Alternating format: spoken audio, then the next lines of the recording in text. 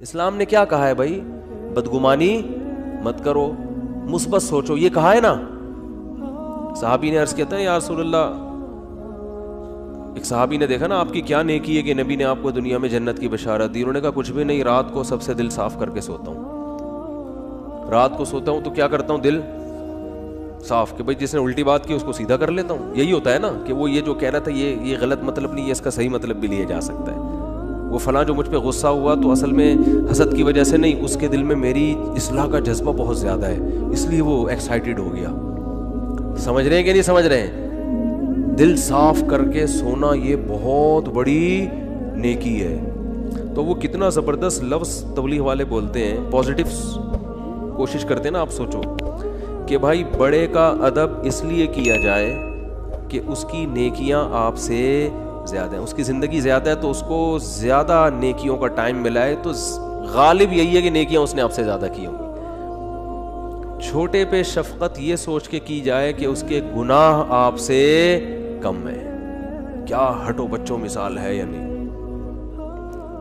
بھائی؟ وہ ہم پتہ کیا کہہ رہے ہوتے ہیں، یہ چھوٹا ہے، اس کو کیا پتا، میری نمازیں بھی اس سے زیادہ، میری زکاتیں بھی اس سے زیادہ. یہ تو بھی بچہ ہے کل کا، ابھی تو اس نے کوئی قربانی دی نہیں ہے، میں نے ماں باپ کی خدمت بھی اس سے زیادہ کی. اور بڑے کے بارے میں سوچتے ہیں کہ جو بدماشیاں میں کر رہا ہوں وہ اس نے مجھ سے زیادہ ہی کی ہوں گی. ٹھیک ہے نا؟ جو برائیاں مجھ میں ہیں، اس کی عمر 10 سال بڑی ہے تو 10 سال اس کے گناہ مجھ سے زیادہ ہیں. تو عقل کے لحاظ سے تو بات ٹھیک ہے، لیکن جب یہ ٹھیک ہے تو وہ بھی تو ٹھیک ہے نا کہ نیکیاں زیادہ کی ہوں گی اس نے.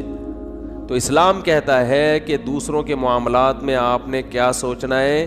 پازیٹیو، اس کی نیکیوں کی طرف توجہ اور اپنی خامیوں کی طرف توجہ، کہ میری برائیاں اس کی برائیوں سے زیادہ ہیں اور اس کی نیکیاں میری نیکیوں سے زیادہ ہیں. اس کا پتہ ہے فائدہ کیا ہوتا ہے؟ انسان ٹینشن لیس ہو جاتا ہے، ورنہ چڑھتا رہتا ہے بلا وجہ نا. آدھے مسئلے تو اسی وجہ سے پیدا ہو رہے ہیں، لوگوں سے نفرت کی وجہ سے. یہ اتنا برا، یہ اتنا برا، یہ ایسا کیوں، یہ ویسا کیوں، اسی سے ٹینشن میں آ رہا ہوتا ہے. تو اپنے آپ کو اتنا نیک سمجھنے کی ضرورت ہے ہی نہیں. کہتے ہیں کہ عزت ایسی چیز ہے جس کے حصول کی کوشش جس نے کی ہے نا اس کو نہیں ملی کبھی بھی، جس نے کوشش نہیں کی اس کو بہت مل جاتی ہے. تو ایک طریقہ تو یہ بتایا گیا کہ سوچو کیا؟ پازیٹیو. دوسرا طریقہ بتایا کہ اپنے سے کمتر کو دیکھو، کہ جو آپ کو پیسے نہیں ہیں آپ کے پاس تو ان لوگوں کو دیکھو جن کے پاس اتنے بھی نہیں ہیں. ایک صاحب کا فون آیا، 5 سال سے بے روزگار ہوں، گھر میں بھی